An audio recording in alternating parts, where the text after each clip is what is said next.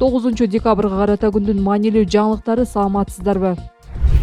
Сокулуктагы бала бакчада 5 жашар кыз чарчап калды. Чүй облусунун Сокулук айылындагы Алтын балалык бала бакчасында 5 жаштагы кыз чарчап калды. Окуя 22-октябрда болгонун кыздын апасы Black Liz KG Instagram баракчасына билдирди. Анын айтымында түштөн кийин уктаган кызы ойгонбой жатканын тарбиячыга бакчадагы кыздардын бири билдирген. Андан соң ал жака кыздын тайэнеси чакырылып, аны реанимацияга жеткиришкен. Ооруканадан бир канча убакыт өткөндөн кийин кызым чарчап калганын айтышты. Кийинчерээк анын бала бакчада эле каза болгону айтылган. Мен соттук медициналык экспертиза жүргүзүүгө уруксат бердим. Бир айдан кийин кызым кусундуга какап калганын билдиришти. Мындан тышкары башынын желкесине жакын жеринде анча чоң эмес уюган кан табылганын айтышты, деди ал. Кыздын апасы милиция гистологиянын жыйынтыгы чыкканга чейин ишти токтотуп койгонуна даттанды. Ал милиция анын суроолоруна жана телефон чалууларына жооп бербей калганын кошумчалады. Чүй облустук ички иштер башкармалыгынан кыздын өлүмүн иликтөө үчүн тажрыйбалуу кызматкерлерден турган ыкчам тергөө тобу түзүлгөнүн билдиришти. Мекеменин маалыматына ылайык, кыз түштөн кийин уктаардан алдын үшүп жатканын айтып, тарбиячыдан кийимчен уктоого уруксат сураган. Кийин тарбиячы кызды тургузууга аракет кылганда ал ойгонгон эмес. Милициядан иш өзгөчө көзөмөлгө алынганын белгилешти.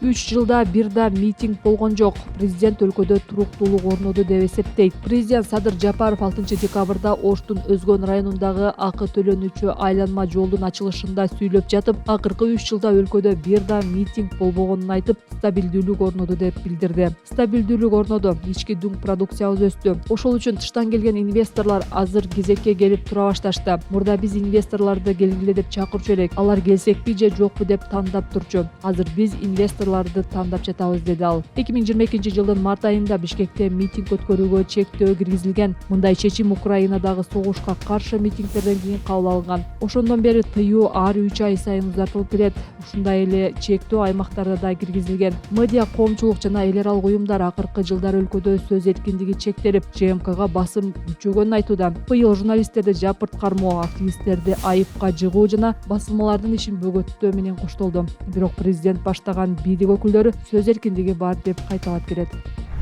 Салык кызматынын камактагы жетекчилери кызматтарынан убактылуу четтетилди. Минкаптын башчысы Акылбек Жапаров салык кызматынын жетекчиси Алтынбек Абдувапов менен анын орун басары Исламбек Кыдыргычевду убактылуу кызматтарынан четтетти. Салык кызматынын башчысы Алтынбек Абдувайипов менен анын орун басары Исламбек Кыдыргычевдин кармалганы 6-декабрда белгилүү болгон. Алар электрондук товардык транспорттук коштомо кагазга байланышкан алдамчылыктарга шектелип, 20-январга чейин тергөө абагына камалган. 3-декабрда салык кызматы спирт ичимдиктеринин өндүрүүчүлөрү менен импорттоочулардын 3 күндүн ичинде 2023-жылга чейин чыгарылган акциздик маркаларды жаңысына алмаштырууга милдеттендирген. Импорттоочулар Минкапка кайрылып, акциздик маркаларды алмаштыруу мөөнөтүн 6 айга чейин узартууну өтүнүшкөн. Кийинчерээк УКМКнын кызматкерлери салык кызматынын Бишкектеги райондук бөлүмдөрүндө тинтүү жүргүзүп, 4 башкармалыктын жетекчиси жана бир катар кызматкерлер суракка жеткирилген. Атайын кызматтан башкармалык жетекчилери акциздик товарларды алып келүүдөгү мыйзам бузууларды жашырууга шектелип жатканын билдиришкен. УКМКнын башчысы Камчыбек Ташиев парламенттин 5-декабрдагы жыйынында салыкчылар электрондук товардык транспорттук коштомо кагазга байланышкан коррупциялык схема түзүшкөнүн билдирген. Анын айтымында мамлекеттик бюджетке келтирилген чыгым 3,2 миллиард сомду түзгөн. Өткөн жумада президенттик акциздик маркаларды алмаштыруунун мөөнөтү узартылбай турганын айткан.